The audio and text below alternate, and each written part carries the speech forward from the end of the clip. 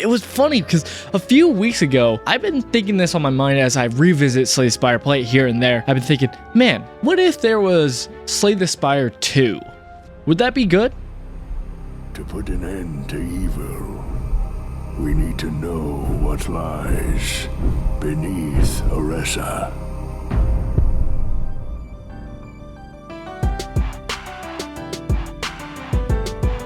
For update on lore about me, I'm no crazy Christian gamer. I love RPGs and JRPGs, and specifically their cousin roguelikes. This has been the season of roguelikes for me. So many different roguelikes have been coming out recently that I've been trying and playing, and one of them is Beneath Oresa. This game has been very interesting, mostly because it reminds me a lot of Slay the Spire. Again, I was pondering this question of what if there was another game, and when I saw this, I was like, is this that game? And so diving in, I was really coming with it a comparison of what is this compared to Slay the Spire. And let's be honest, in some regards, that's kind of unfair to some games because some games aren't made with that in mind. And we'll see that when I dive into what this game does bring. It has a lot that is pretty interesting and honestly fulfilling, but there was some things that I was disappointed about. I don't know if that means it'll be disappointing for you because maybe you're not comparing it to Slay the Spire. Right off the bat, it does show its kind of setting that it's presenting to us, a bit of a futuristic, grungy, cyberpunk-esque setting. And without most games where you're focused on going vertical, going up, and climbing, this game's focused on going down, going deeper. But before you can even do that, how do we play this game? Well,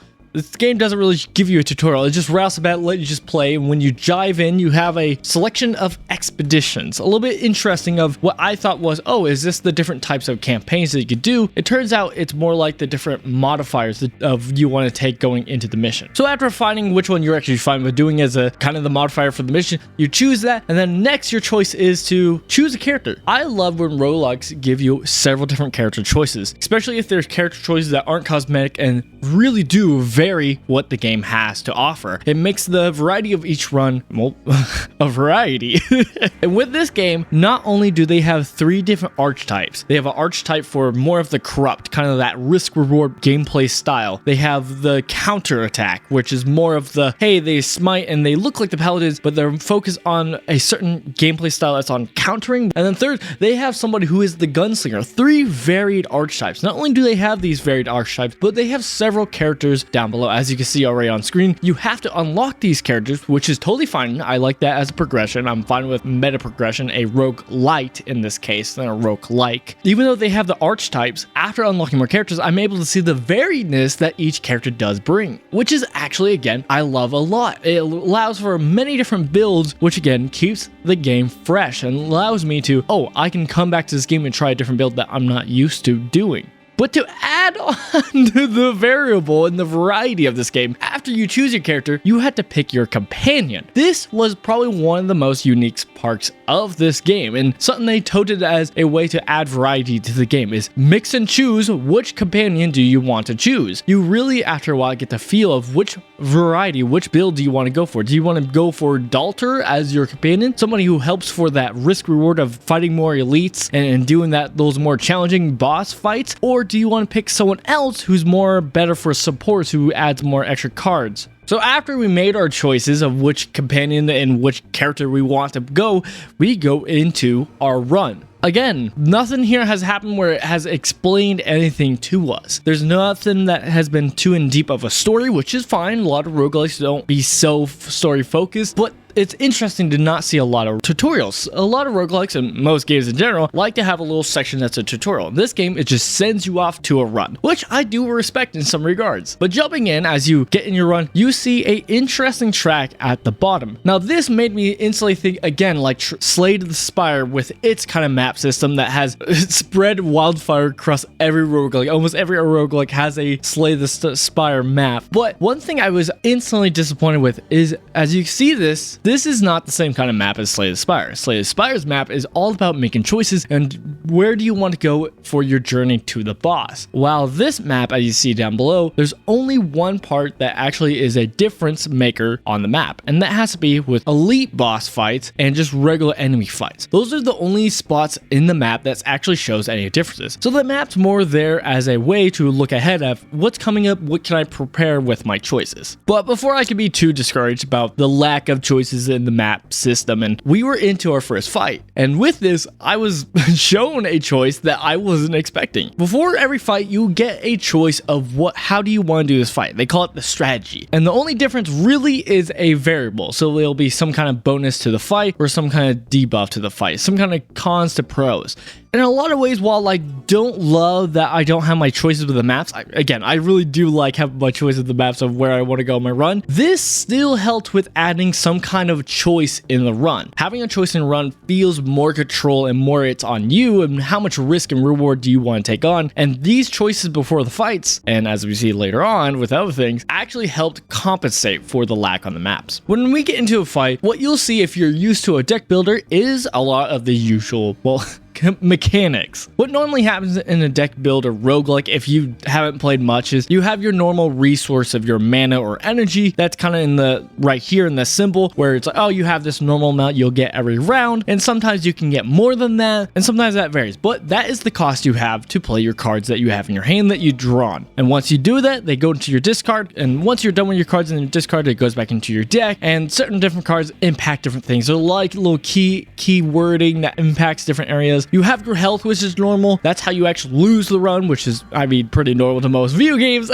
You do have your armor, which goes away after each round. But the interesting part that we start seeing is the visuals in this game. And right off the bat, the art style of this game is very unique. I haven't talked a lot about it. It has this interesting, it's almost cartoonish, but it's not quite cartoon. It's very unique, and I kind of like that. And it kind of fits this almost grungy style to it. But as you pick which enemy you could choose, you could free flow, turn left or right to wherever character you pick. You can then target them for your attacks. And again, this kind of atmosphere of what you're visually, how it looks of focusing on a character to when you're doing your moves, that style of how it looks to do your moves is very interesting. And it wasn't until later on in a certain character that's called Jokum who does fisties.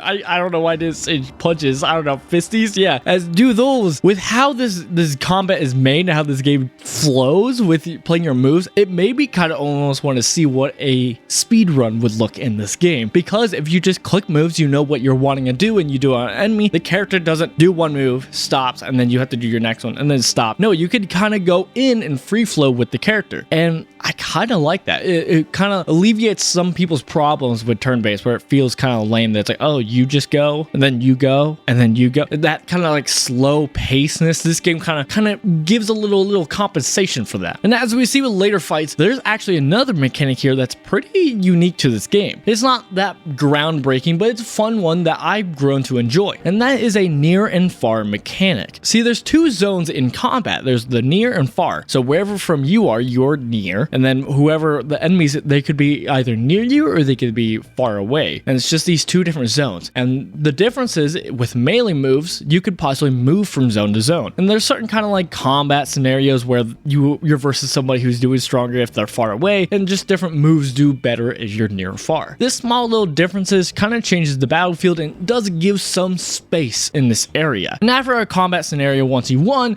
you actually get to pick which cards you want to take. This is different compared to Slay the Spire, because Slay the Spire, a common tech that I learned over time of playing it, I almost always took cards and slowly made my deck bigger. And if you have ever played a deck builder, you know that's not actually what you want. What you want in a deck builder is to thin your deck as much as possible so that it can be consistent with a build, so that you're more likely to draw the cards you actually want. If you keep on building more and more, you're more likely to draw a card that you actually don't need. And that is the difficulty in this game, is that you don't have the choice to not pick a card. You have to grab a card after each combat. But the bright side is, throughout this little journey, there's several different spots where you get to pick to remove a card. And so you usually want to choose that so you can get rid of all the junk from your deck. Speaking of which, compared to Slay the Spire, where normally you go somewhere and you get one choice of one thing you want to do. Do you want to upgrade your card, or do you want to remove a card? You have one choice. choice. In this game, you actually have a lot of different selections usually. A lot of times it at least gives you two things. It's like, oh, let's upgrade a card and remove a card. Let's upgrade your companionship. Yep, you have to level up your companionship. The companion you chose, in order to get to its benefits, you have to actually choose to upgrade it in case, I don't know, spending time hanging out, becoming bros, I don't know. But literally making that choice, and of course, later on, there's actually debuffs and negatives, so you have to sometimes pick something that you sometimes don't want, and kind of like making that choice kind of, again, compensates for the map choices. And I like that it's multiple because it just feels better. It feels better in my brain as dopamine. But again, as you make your way, you have different options that let you just remove stuff, but then the main kind of mechanic focus is the normal combats. There's two different types of combats, well, three technically. There's just the regular fights, where that can be varied in itself. There can be different kind of units, especially as the different floors go on. And then there's elite fights. Elite fights are kind of known similar to a bunch of other roguelikes. They're the more risk reward kind of, if you do this harder combat, you're going to get a better reward. In this case, it's a passive. I don't know how to pronounce this, but just like in Slay the Spire, if you beat an elite there, you would get a passive, which if you don't know, in roguelikes, I love passives. They're really good. They can be pretty powerful. But as you get these antiquariums, I think that might be actually what it's called, but these passives, if you get them, they can buff your build really well and just help you throughout your run. And so normally, if you can't do your elite fights, you kind of want to, but it's a risk reward. And so besides that, those two different combats, there's one more, and that is the boss fight at the end of each floor. Besides there being a selection of different bosses, I haven't seen all of them, but besides that, that's kind of the feel of this run. Now, there are 3 floors. So when you pick Expedition, you do this for 3 floors. If you can make it through all 3 floors, you did it. You won. You beat it. You get all your XP. Don't worry, if you lose like me, you still get XP, which levels you up so you can unlock more characters, which helps, feels better. But besides the XP and the amount you gain, what is the difference between succeeding and failing? Well, one thing, and that is the heat system. See, in a lot of roguelikes and other games, they have the new game plus, and for roguelikes, it's pretty common to be called the heat system. You put on the heat system and it makes your next run harder, usually. This game has it, but it's interesting because after doing a few of them, there was actually one that was positive. Again, I haven't beaten this game, but from what I've played, that's kind of interesting. I actually like that more as a player. I do understand why you would want it to be harder difficulty, but the idea that there's some positives actually incentivizes me more to beat this game and play it, because I do want to play a game that like rewards me with more stuff. I do know that the leveling up does unlock new cards which are stronger or other stuff, but still, just this idea of actually having a heat system that also has some positives is very fun to me. But besides that positive, I'm actually disappointed by what happens after you win. See, the difference here from Slay the Spire is every single time you beat a run, there's a little bit of like, hey, you've beat it, but how about you beat it with getting 3 keys? Then you get the final boss. And then once you do that, it's like, ooh, you almost did it. You got to raise your heat. So it actually taunts you to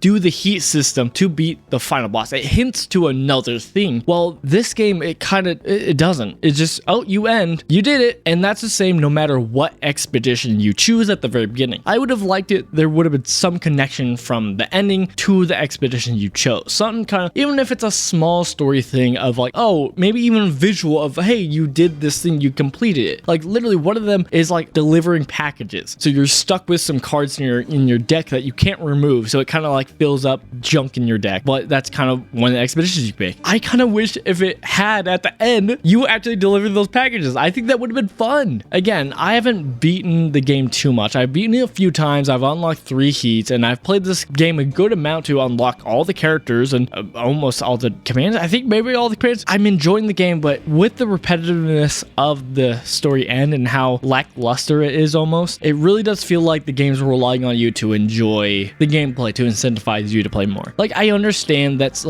ultimately what all games should do, is like incentivize you to play the game because the game is just good on its own. But I don't like playing just for the journey. I like there to be a reward, and there's a reason why I'm playing it for that late game. I want to achieve something, that victory. I still want that to be rewarding, and that's kind of one thing that's been a little bit lackluster. And it hurts because, as I mentioned with the visuals, now I'm not saying that this game's the only one who does it. I would say that like Slay the Spire is a little bit like this too, where each floor looks too similar, especially with this game where it, as you see with the tile screen, it's all about, you see flying cars, you see different cities. And I know the point of this game is you're supposed to be going down to this bad stuff to maybe find some, I don't know. I don't actually know. I don't know why I'm saying like I know the story. The story doesn't give you a whole lot, and I haven't read all the stuff it has you to read because I've just been focused on playing the game. But I would have liked it if there was a few like different kind of expeditions that could be oh hey, how about you did go up and you gotta deal with flying cars or something like that. I think that would add a lot of variety. Again, that I do understand that the problem with that is that's a lot of work for the devs to do. I do understand it, and the game does look good with what it has. It's just that's kind of my problem is I could see this feeling bad with its replayability, which is a problem because roguelikes are all about its replayability. And probably another thing, this is more for you guys outside because I know that some people when they're playing the game, they want to know what the game has with its theme, what's its morality, what is it chosen as its secular identity. And so this game, it does have an idea of the gods and that gods have abandoned us and it's cursed. And so there's a lot of that, which kind of makes sense with the grungy cyberpunk kind of dystopia kind of vibes, but it's not, again, the story hasn't been too heavy-handed. You have to read it, and so you don't get much of the story. So it's really something where it's like, oh, you could read it if you want to know, but honestly, you don't need to know if you just want to play the game and enjoy, which is what I've mostly done, which has been fine. All in all, Beneath Oresa has been a fun roguelike. I enjoy it a lot, and I want more people to play it. It's a good roguelike. It's not bad, and it's pretty cheap for what it's worth. If you want to watch me play more of it, I play it on Here Scrub. Go check that out if you want to watch that. Also, if you want to see me talk about more roguelikes here on this channel, well, check out that video. Cool. Jesus loves you. Bye, guys.